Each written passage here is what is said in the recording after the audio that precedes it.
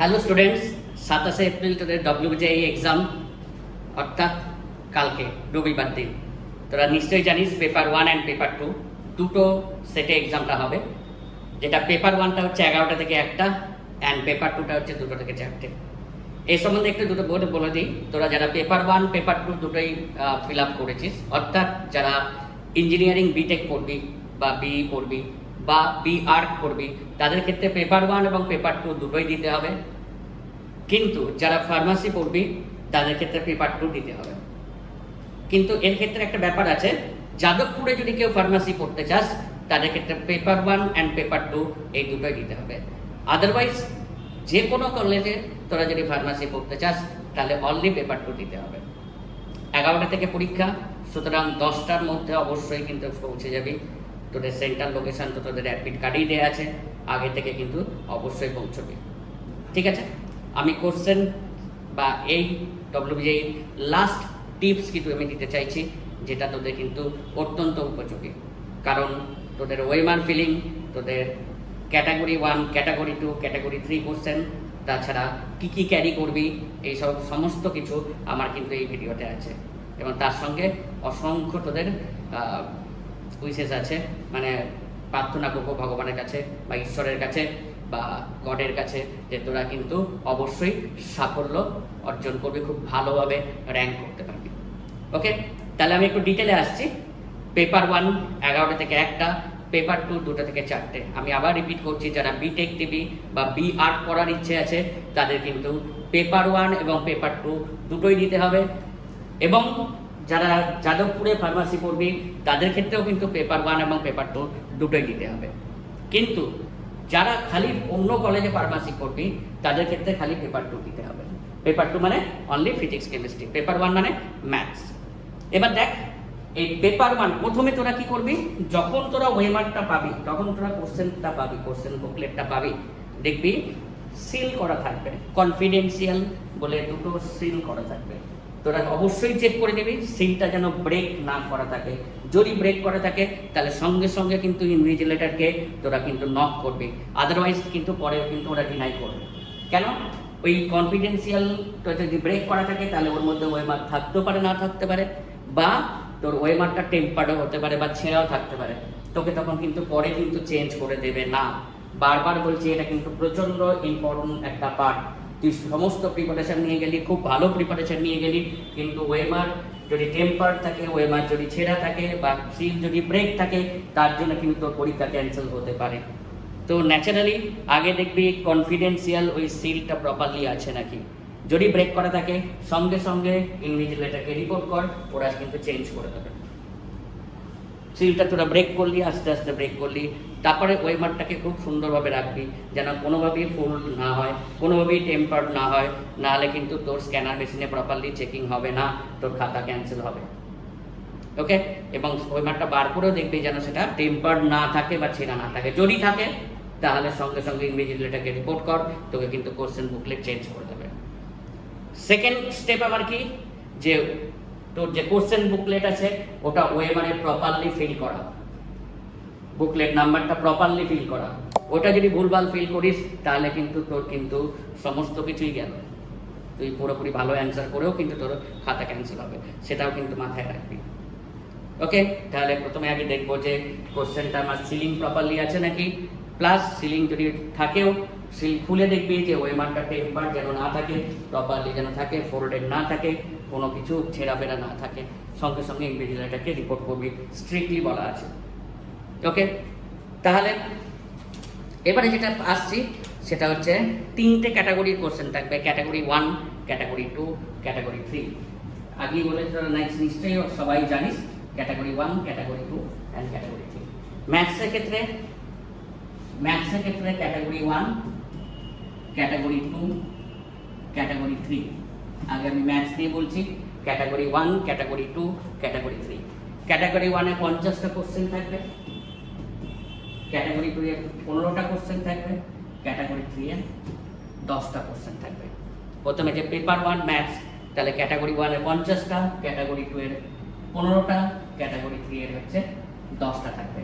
Category মানে 1-এ যে 50টা question সেটা কিন্তু সিঙ্গেল অপশন কারেক্ট, এবং ঠিক করলে +1, ভুল করলে -0.25। ক্যাটাগরি 1 এর যে কোশ্চেনটা সেটা কিন্তু সিঙ্গেল অপশন কারেক্ট, ঠিক করলে +1, ভুল করলে কিন্তু -0.25।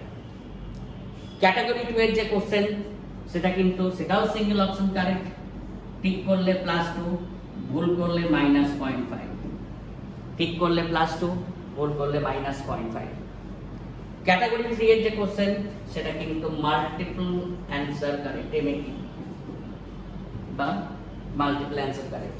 এখানে কিন্তু মাল্টিপল অপশনস থাকবে এবং মাল্টিপল অপশন কারেক্ট আছে।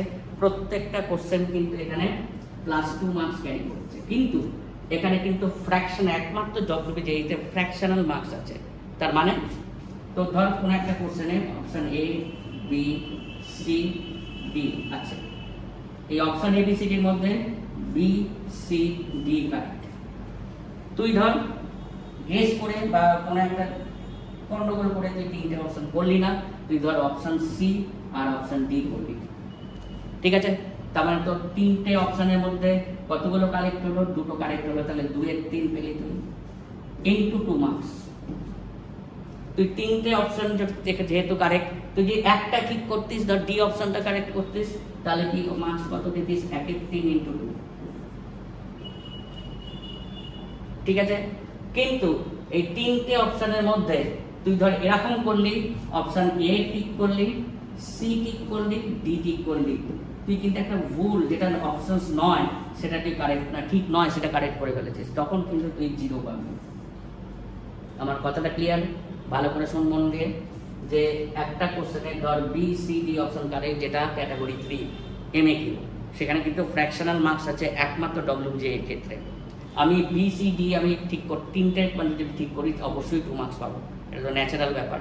B, C, D এর মধ্যে C, D কারেক্ট করলাম, তাহলে আমি কিন্তু পাচ্ছি 3টে অপশনের মধ্যে 2টো ঠিক করছি, তাহলে 2/3 ইন্টু টোটাল মার্কস। 3টে অপশন কারেক্ট, আমি খালি D কারেক্ট করেছি, মেরেছি অপশনস, তাহলে কিন্তু 1/3 ইন্টু 2। 3টে অপশন কারেক্ট, আমি 3টেই মেরেছি, কিন্তু তার মধ্যে একটা ভুল, ওই 3টে অপশনের মধ্যে একটা ভুল আছে, তখন কিন্তু তুই 0 পাবি, ঠিক আছে? তাহলে কিন্তু এটা মাথায় রেখে কিন্তু কাজ করবি, ক্যাটাগরি 3টা একটু মাথায় রেখে কাজ করবি। আর ক্যাটাগরি 3 এর ক্ষেত্রে আর একটা সুবিধা কি, তুই কোশ্চেনটা পড়ে যদি পুরোপুরি না করতে পারিস, মানে বুঝতে পারিস বা ঠিকঠাক না বুঝতে পারিস যে কোন অপশনটা হবে, মনে হচ্ছে এটা হবে, তখন কিন্তু আমি বলবো তুই কিন্তু মেরে দিয়ে আয়। কারণ আমি আন্দাজ করলাম যে সিটা মনে হয় হতে পারে, তাহলে মার্ক করে দেয়, তুই তো তাহলে অন্তত 2/3 তো পাবি, 1/3 ইন্টু 2, 2/3 তো পাবি।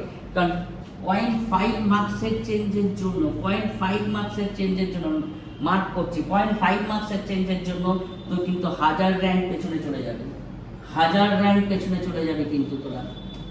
সুতরাং আমার কিন্তু ওখানে ফ্র্যাকশনাল মার্কসটাও কিন্তু প্রচন্ড ইম্পর্টেন্ট। ওকে, তাহলে ক্যাটাগরি নিয়ে কথা হতে ঠিক হলো। এবার কেমিস্ট্রি আর ফিজিক্স, ক্যাটাগরি 1 এ তোর কতগুলো করে থাকবে? ফিজিক্স, কেমিস্ট্রি ক্ষেত্রে এটা 30টা থাকবে, এটা 30টা ক্যাটাগরি 1। ক্যাটাগরি 2 এবং ক্যাটাগরি 3 কতগুলো করে থাকবে? এটা 5টা, এটাও 5টা, এটাও 5টা, এটাও 5টা। তাহলে ম্যাথসের ক্ষেত্রে ক্যাটাগরি 1 এ 50, ক্যাটাগরি 2 15, ক্যাটাগরি 3 10। ফিজিক্স কেমিস্ট্রি ক্ষেত্রে ক্যাটাগরি 1 এ 30টা করে থাকবে, ক্যাটাগরি 2 5টা করে থাকবে, ক্যাটাগরি 3 5টা করে থাকবে। মার্কসের ডিস্ট্রিবিউশন কিন্তু সেম। ওকে, তাহলে ড্রেস কোড আমার কি হবে বা আমি কি নিয়ে যাব? প্রথম কথা, অ্যাডমিট কার্ড প্রিন্ট আউট নিয়ে যাবি, একটা প্রিন্ট আউট নিয়ে যাবি, দরকার হলে 2টো প্রিন্ট আউট নিয়ে যেতে পারিস, কোনো কারণে যদি হারিয়ে ফেলিস তার জন্য 2টো প্রিন্ট আউট নিয়ে যেতে পারিস, কিন্তু ওরা বলেছে একটা নিয়ে যেতে। 2 নম্বর, যে ফটো তুই ফর্ম ফিল আপের সময় আপলোডেড করেছিলিস, অনলাইন ফর্ম ফিল আপের সময় আপলোডেড করেছিলিস, সেই কালার্ড ফটো তোকে নিয়ে যেতে হবে, সেই কালার্ড ফটো তোকে নিয়ে যেতে হবে। নাম্বার 3 কি? আইডেন্টি কার্ড, যে কোনো আইডেন্টি কার্ড, সে তোর আধার কার্ডই হোক, তোর যদি ভোটার কার্ড থাকে তাহলে ভোটার কার্ডই হোক, তোর যদি মানে থাকে অ্যাডমিট কার্ড থাকে 10-এর বা 12-এর অ্যাডমিট কার্ড, সেটাও হলেও চলবে। থার্ড কি? জলের বোতল একমাত্র ওয়াটার বটল একমাত্র ওয়েবজিতে অ্যালাউ করেছে, কিন্তু ফুল ট্রান্সপারেন্ট বটল, কোনো ডিপ কালারের বোতল না, কিন্তু ফুল ট্রান্সপারেন্ট বোতল অ্যালাউ করেছে। থার্ড কি, ড্রেস কোড কিছু করেনি, নিটের মতো ড্রেস কোড কিছু করেনি, কিন্তু সবসময় ফর্মাল ড্রেস পরে যাবি, এমন শার্ট পরবি না যেন প্রিন্টেড, মানে একদম যা মানে লেখা আছে অনেক কিছু, লোকের চোখে লাগে, এরকম কোনো পোশাক পরে যাবি না। তাহলে কতগুলো ক্রাইটেরিয়া আমাকে ফলো করতে হচ্ছে। ফার্স্ট ক্রাইটেরিয়া কি, সেটা হচ্ছে কোশ্চেন আমার পাওয়ার সঙ্গে সঙ্গেই দেখতে হবে যে সিল প্রপারলি আছে নাকি। যদি সিল প্রপারলি থাকে, সিল খোলার পর দেখতে হবে যে আমার ওয়েমার প্রপারলি আছে নাকি, কোনো টেম্পার আছে নাকি, কোনো ছেঁড়া আছে নাকি, তাহলে সঙ্গে সঙ্গে কিন্তু আমাকে ইনভিজিলেটরকে নক করতে হবে।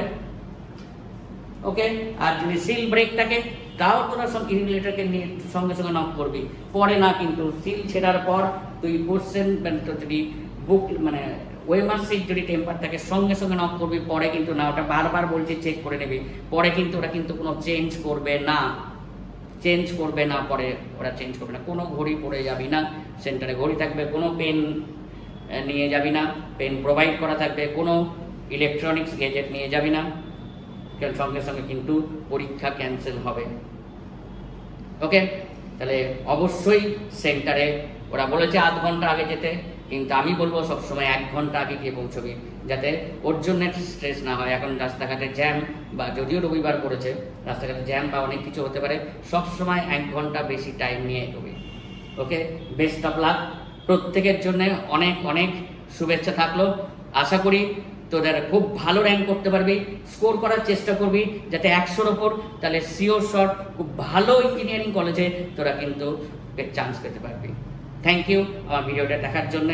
আবার অনেক শুভকামনা রইল তোদের যাতে ভালো র্যাঙ্ক হয়। নেক্সট ভিডিও WBJEE জন্য আসবে কাট অফ মার্কস নিয়ে।